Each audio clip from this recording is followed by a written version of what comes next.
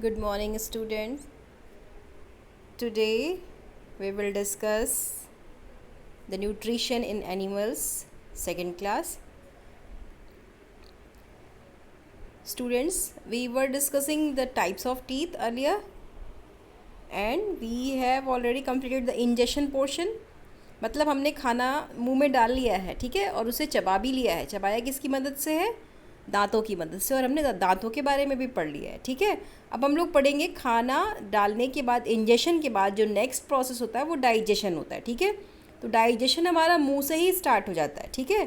तो हम लोग अभी डाइजेशन इन बकल कैविटी पढ़ रहे हैं, ठीक है. तो मुंह में डाइजेशन जब होता है तो सबसे पहले सलाइवा की मिक्सिंग होती है फूड के साथ, ठीक है. सलाइवा क्या करता है? Saliva is also containing enzyme some digestive juices, ठीक है. वो क्या करता है? स्टार्च का डाइजेशन करता है. उस एंजाइम का नाम है एमाइलेज. क्या नाम है? AMYLASE, amylase. पर आपके बुक में ये नाम नहीं दिया हुआ है, पर फिर भी मैं बता रही हूँ. स्टार्च का डाइजेशन जो मुंह से ही स्टार्ट होता है, माउथ से, बकल कैविटी से स्टार्ट होता है, वो किस फूड के किस कंपोनेंट को डाइजेस्ट करता है? स्टार्च को डाइजेस्ट करता है. तो अगर आपसे कोई पूछे स्टार्च का डाइजेशन हमारी बॉडी में कहाँ से स्टार्ट होता है, तो आप क्या बताओगे? It is started from mouth. Okay. अभी आप लिखेंगे क्या? आपको इसको एक एक्सपेरिमेंट के थ्रू भी देखना है. This is an activity 2.3. आप कुछ बॉइल्ड राइस को लोगे, ठीक है. बॉइल्ड राइस को आप एक टेस्ट ट्यूब में डाल देंगे और दूसरे में आप बॉइल्ड राइस को मुंह में डाल के उसको च्यू करके दूसरे टेस्ट ट्यूब में डालेंगे. च्यू करने से क्या होगा? चबाने से क्या होगा? उसमें सलाइवा मिक्स हो जाएगा. सलाइवा तो एक टेस्ट ट्यूब में आपने बॉइल्ड राइस लिया है ऐसे ही, और दूसरे टेस्ट ट्यूब में आपने लिया है boiled rice which is mixed with saliva. अब आप दोनों में डालोगे आयोडीन सोल्यूशन. बच्चों, आयोडीन सोल्यूशन क्यों डाला? क्योंकि हम लोग जानते हैं for testing of starch there is use of iodine solution, ठीक है. अब आपने आयोडीन सोल्यूशन डाला तो क्या होगा? पहले वाले में कुकड राइस में स्टार्च है तो वो ब्लू ब्लैक कलर शो करेगा, लेकिन दूसरे वाले में जब आपने चबाया तो उससे सलाइवा मिक्स हो गया. सलाइवा ने स्टार्च को डाइजेस्ट कर दिया, स्टार्च को ग्लूकोज में तोड़ दिया. तो अब तो वो ब्लू ब्लैक कलर नहीं आएगा क्योंकि वहाँ तो स्टार्च है ही नहीं. तो दूसरी टेस्ट ट्यूब में हमें ब्लू ब्लैक कलर नहीं दिखेगा, ठीक है. बच्चों, आप अभी क्या लिखेंगे? आप यहाँ पे लिखेंगे, ये आपको एक बोल्ड लाइन दिखाई दे रही है, the saliva breaks down the starch into sugar. आप ये लाइन लिखेंगे, ठीक है. हेडिंग होगी सलाइवा. उसके बाद आप ये एक्टिविटी का डायग्राम ड्रॉ करेंगे, effect of saliva on starch, ठीक है.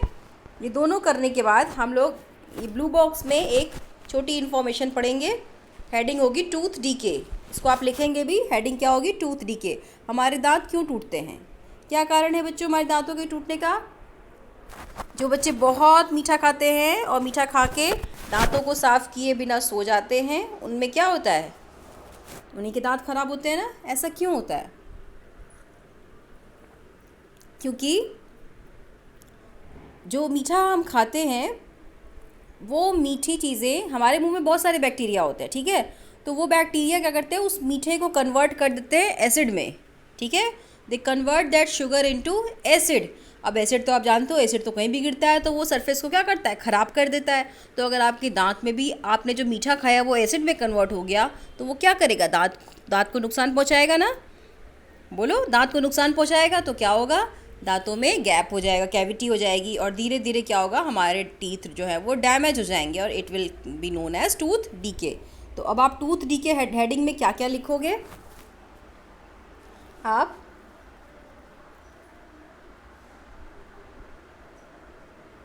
सेकेंड लाइन से स्टार्ट करोगे ब्लू बॉक्स की. If we do not clean our teeth and mouth after eating, many harmful bacteria also begin to live and grow in it.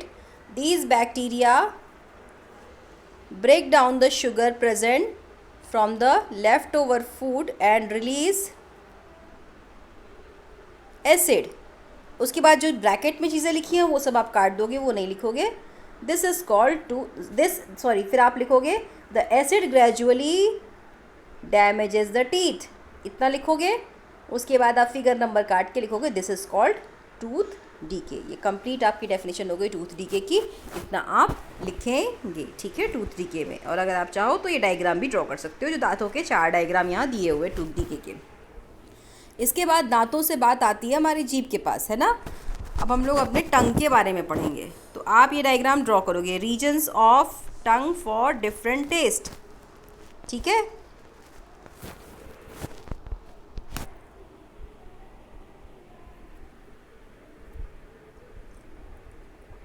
टंग पे different regions बने हुए हैं ना। आप अपनी टंग पे, हमारे टंग पे अलग अलग पार्ट्स होते हैं। स्वीट के लिए अलग पार्ट होता है, सॉल्ट के लिए अलग, बिटर के लिए अलग और सोर के लिए अलग। सोर का मतलब खट्टा। तो जो टंग की टिप होती है that is sensible for sweet taste. तो सबसे आगे वाला पार्ट जिसमें चेक्स बने हुए हैं वो है स्वीट। आप इसको मार्क कर लेना, दिस इज स्वीट, ठीक है। उसके बाद जो दोनों जो तिरछी तिरछी लाइनें बनी हुई हैं, ये दोनों पार्ट हमारा सॉल्टी पार्ट है। ये दोनों रीजन हमारा सॉल्ट का टेस्ट करता है। तो आप दोनों को लाइन खींच करके सॉल्ट लिख लेना। आगे वाली टिप स्वीट और जो तिरछी लाइनें बनी हैं दैट इज़ सॉल्ट। उसके आगे का रीज़न हमारा है वो खट्टे को पहचानता है, सोर।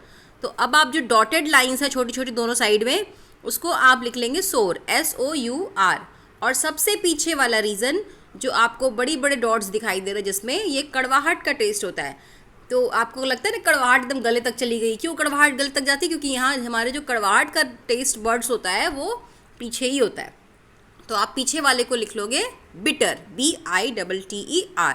फिर से रिपीट करती हूँ, जो चेक्स वाली लाइन है सबसे आगे स्वीट, उसके बाद जो दोनों साइड्स में लाइन है दैट इज़ सॉल्ट, उसके बाद जो डॉटेड लाइन्स हैं दैट इज़ सोर, और सबसे लास्ट वाला रीज़न है बिटर। ये सारे रीजन्स आप ड्रॉ कर लोगे। आपको ये ड्रॉ भी करना है और लिखना है regions of the tongue for different taste, ठीक है। अब हमने खाना को कहाँ कहाँ पहुँचा दिया? अब हमने खाने को पहुँचा दिया फूड पाइप में। खाना पाइप में आ गया मुंह से, ठीक है। फूड पाइप, जिसको हम लोग एक और नाम देते हैं इसोफेगस। स्पेलिंग ओ से स्टार्ट होती है पर O is silent here, we pronounce it as oesophagus, ठीक है। खाना फूड पाइप में क्या होता है?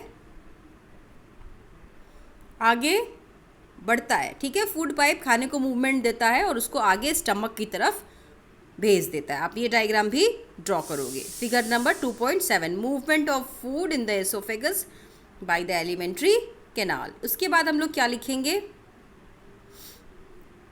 स्टमक। अब खाना हमारे कहाँ पहुँच चुका है? स्टमक। हम लोग पूरे अपने एलिमेंट्री कैनाल को ही स्टमक कह देते हैं, पर stomach is a part of alimentary canal, ठीक है। स्टमक हमारे एलिमेंट्री कैनाल का एक पार्ट होता है, ठीक है।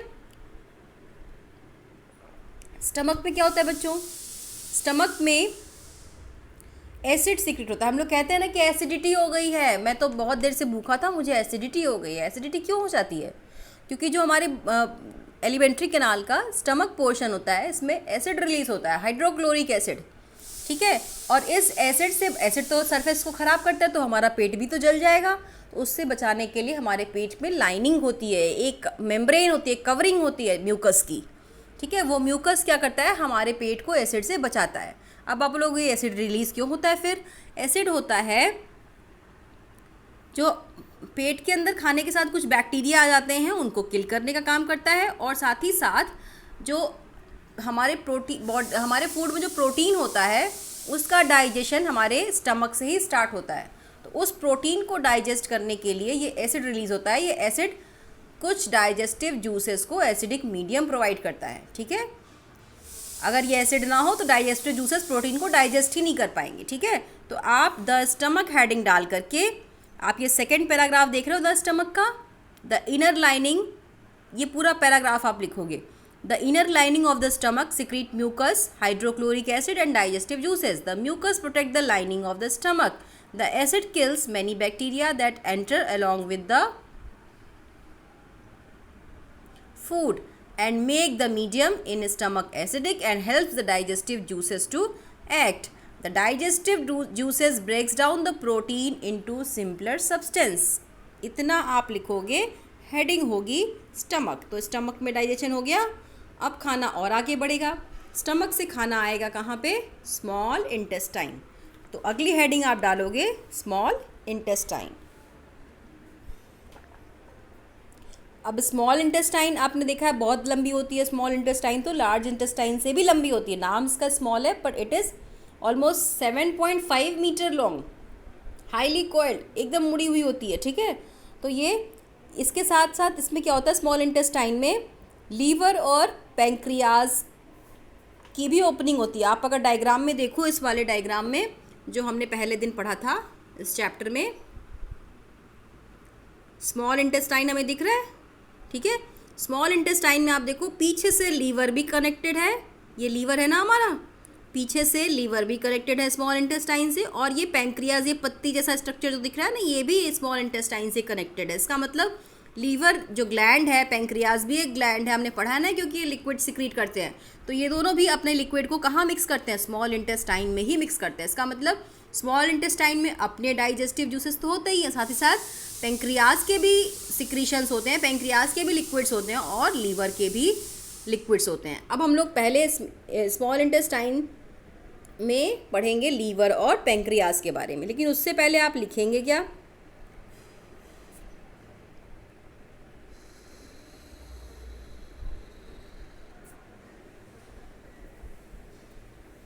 सॉरी बच्चों, I have missed the chapter, sorry, just restarting it. हाँ, यहाँ पहुँच गए हम लोग। अब आते हैं हम लोग वहाँ पे जहाँ पे हम लोग पढ़ रहे थे। क्या पढ़ रहे थे, डाइजेशन इन स्मॉल इंटेस्टाइन। कहाँ चला गया स्मॉल इंटेस्टाइन, स्मॉल इंटेस्टाइन तो पेट में ही है। हाँ, स्मॉल इंटेस्टाइन, ओके। तो आप स्मॉल इंटेस्टाइन हेडिंग डाल करके ये फर्स्ट पैराग्राफ लिखेंगे। The small intestine is highly coiled and about 7.5 metre long, ठीक है। उसके बाद आप हेडिंग डालोगे लीवर। क्या डालोगे हेडिंग, लीवर। लीवर के बारे में जो सबसे इम्पोर्टेंट बात है वो ये है कि लीवर जो है हमारी पूरी बॉडी की सबसे बड़ी ग्लैंड होती है। It is the largest gland of the body, ठीक है। और ग्लैंड क्यों है, क्योंकि ये लिक्विड सिक्रीट करती है। अब लिक्विड सिक्रीट करती है तो कौन सा लिक्विड सिक्रीट करती है, इट सिक्रीट्स बाइल जूस, ठीक है। बाइल जूस सिक्रीट करती है जो कि फैट के डाइजेशन के लिए इम्पॉर्टेंट होता है। जो हमारे फूड का कंपोनेंट होता है ना फैट, उसके डाइजेशन के लिए ये इम्पॉर्टेंट होता है। लेकिन अब ये बाइल जूस तो हर समय सिक्रीट होगा, लेकिन हम खाना तो हर समय नहीं खाते, तो जब फैट के डाइजेशन की ज़रूरत होगी तभी बाइल जूस हमें चाहिए। तो ये बाइल जूस एक गोल स्ट्रक्चर में स्टोर होता रहता है, जो मैंने आपको कल भी बताया था। उस गोल स्ट्रक्चर का नाम है गॉल ब्लैडर, ठीक है। तो अब आप स्मॉल इंटेस्टाइन का फर्स्ट 2 लाइन्स लिखने के बाद अगली हेडिंग डालोगे लीवर। लीवर में आप ये सेकेंड पैराग्राफ आपको दिख रहा है स्मॉल इंटेस्टाइन में, इसकी 4th लाइन में आ जाइए। इसकी 3rd लाइन में आ जाइए। It is the largest gland in the body, ये आप लिखोगे, यहीं से स्टार्ट करोगे। It is the largest gland in the body, it secretes bile juice that is stored in a sac called the gall bladder. The bile plays an important role in the digestion of fats. इतना आप लिखेंगे अपने heading liver में, ठीक है। तो liver हो गया। उसके बाद आप अगली हेडिंग डालोगे पैंक्रियाज, ठीक है। क्या हेडिंग डालोगे, पैंक्रियाज। पैंक्रियाज की स्पेलिंग PANCREAS। पैंक्रियाज क्या करता है, पैंक्रियाटिक जूस को सिक्रीट करता है। ये पैंक्रियाटिक जूस बड़ा इंपॉर्टेंट होता है, क्योंकि जानते हो आप, बाकी जितने फूड के कंपोनेंट बच गए, स्टार्च का डाइजेशन तो मुंह से स्टार्ट हुआ, उसके बाद फैट का डाइजेशन, प्रोटीन का डाइजेशन कुछ स्टमक में हुआ, लेकिन उसके बाद भी हमारे फूड में जो बचा कुचा प्रोटीन है, बचा कुचा कार्बोहाइड्रेट है या फैट है, ये सब का डाइजेशन कंप्लीट हो जाता है स्मॉल इंटेस्टाइन में। So small intestine is the place where the digestion is completed. मतलब जो हमारे न्यूट्रिशन का सेकेंड पार्ट है, यानी सेकेंड स्टेप है, वो डाइजेशन किस ऑर्गन में कंप्लीट होता है, it is completed in small intestine, ठीक है। तो अब स्मॉल इंटेस्टाइन में कार्बोहाइड्रेट, फैट, प्रोटीन, सब कुछ जो बचा कुचा है सबका डाइजेशन होना है। उसके डाइजेशन के लिए हमें मीडियम कैसा चाहिए, बेसिक, ठीक है। ये बेसिक मीडियम प्रोवाइड करता है पैंक्रियाटिक जूस, ठीक है। अब पैंक्रियाटिक जूस जैसे कि नाम से ही लग रहा है किस ऑर्गन से सिक्रीट होगा, it will B secreted from pancreas. ठीक है, तो अब आप हेडिंग डालोगे पेंक्रियाज। ठीक है, पेंक्रियाज में आप लिखोगे, ये आपको ये पैराग्राफ दिख रहा होगा पेंक्रियाज से रिलेटेड, इसकी third line, the pancreatic juice acts on carbohydrate, fat and protein and changes them into simpler forms. ठीक है, इतनी बातें आप लिखोगे। फिर हम लोग आ जाएंगे कहाँ,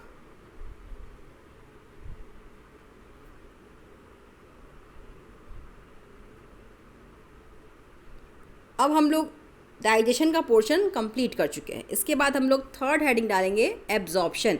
इंजेशन हो गया बच्चों, डाइजेशन हो गया। डाइजेशन स्टार्ट कहाँ से हुआ, माउथ से, बकल कैविटी से, या हमारे माउथ को ही हम लोग बकल कैविटी कहते हैं, तो डाइजेशन स्टार्ट हुआ माउथ या बकल कैविटी से, स्टार्च के डाइजेशन से, और एंड कहाँ पे हो गया, स्मॉल इंटेस्टाइन में। ठीक है, स्मॉल इंटेस्टाइन में जितना भी बचा कुछ कंपोनेंट है सब क्या हो गया, डाइजेस्ट हो गया। अब उसके बाद इंजेशन कंप्लीट हो गया, डाइजेशन कंप्लीट हो गया, the third step is absorption. ठीक है, एब्जॉर्प्शन क्या होता है, अब आपने डाइजेस्ट तो कर लिया, सारा खाना कहाँ पड़ा हुआ है, डाइजेस्ट किया हुआ है, स्मॉल इंटेस्टाइन में, तो एब्जॉर्प्शन भी कहाँ स्टार्ट होगा, स्मॉल इंटेस्टाइन में। एब्जॉर्प्शन के लिए स्मॉल इंटेस्टाइन की जो वॉल होती है ना, जो उसकी लाइनिंग होती है, उसकी वॉल होती है, उस पर छोटे छोटे फिंगर जैसे स्ट्रक्चर बने होते हैं, फिंगर जैसे मुड़ा मुड़ा फिंगर जैसा कॉन्वोल्यूटेड स्ट्रक्चर बना होता है, उसको बोलते हैं विलाई। क्या बोलते हैं, villi, VILLI। Villi is plural, villus is singular, VILLUS। ठीक है, तो ये फिंगर लाइक जो आउट ग्रोथ होते हैं क्या करते हैं, जो बचा हुआ फूड है उसको एब्जॉर्ब करते हैं। क्यों एब्जॉर्ब करते हैं इसको, क्योंकि खाना हमने इसलिए खाया है कि हमको एनर्जी मिले। ठीक है, एनर्जी कब मिलेगी, जब वो खाना हमारे ब्लड में मिक्स हो जाएगा, तो ब्लड में मिक्स होने के लिए उसको पहले एब्जॉर्ब करना पड़ेगा, और जब वो ब्लड में मिक्स होगा तब उसको बोलेंगे एसिमिलेशन। तो ब्लड में मिक्स होने के बाद ही तो हमें एनर्जी देगा। ठीक है, तो ब्लड में मिक्स होने के लिए स्मॉल इंटेस्टाइन में पहले क्या होता है, एब्जॉर्प्शन। एब्जॉर्प्शन प्रोसेस आप लिखोगे, आपको दिख रहा होगा, absorption in small intestine, heading हो गया एब्जॉर्प्शन, और फर्स्ट 3 लाइन्स आप लिखोगे, the digested food can now pass into the blood vessels in the wall of intestine, this process is called absorption. फिर आप हेडिंग डालोगे विलाई, उसी के जस्ट आगे से आप लिखेंगे, the inner walls of the small intestine have thousands of finger like outgrowth, they are called villi. ठीक है, विलाई क्या करता है, विलाई जो है वो एरिया को बढ़ा देता है। अगर सिर्फ वॉल से ही एब्जॉर्प्शन होता तो बहुत कम एरिया होता है, लेकिन छोटी छोटी जो फिंगर बन जाती हैं उससे क्या होता है, एरिया बढ़ जाता है। तो विलाई का काम क्या होता है, ये एरिया को इंक्रीज करता है। तो विलाई हेडिंग में आप, the inner wall of small intestine have thousands finger like outgrowth, these are called villi, इतना तो लिखोगे, सिंगुलर विलस। उसके बाद आप एक लाइन छोड़ के अगली लाइन में आइए, वो भी आप लिखेंगे, the villi increase the surface area for absorption of the digested food. इतनी बात लिखेंगे। आई बात समझ में, विलाई में आप क्या क्या, पहले तो आप एब्जॉर्प्शन की डेफिनेशन लिखोगे, उसके बाद आप विलाई में द इनर वॉल से लेकर के सिंगुलर विलस तक लिखोगे, उसके बाद एक लाइन छोड़ के अगली लाइन में the villi increases the surface area for absorption of the digested food. इतना आप लिखेंगे तो हमारा विलाई भी कंप्लीट हो जाएगा। ठीक है, तो अभी तक हमने इंजेशन कंप्लीट कर लिया, डाइजेशन कंप्लीट कर लिया, और एब्जॉर्प्शन कंप्लीट कर लिया। ठीक है, कल हम लोग पढ़ेंगे अगला step, that is assimilation. Assimilation कब पढ़ेंगे, कल से पढ़ेंगे। ठीक है, उस तब तक आप ये सारा जितना मैंने आपको नोट्स बोला है लिखने के लिए सब कुछ लिखेंगे, और आप इवनिंग में मुझे ये सारी नोट्स दिखाएंगे। ठीक है, till then stay safe, stay at your home and wash your hands and complete your notes. Thank you very much.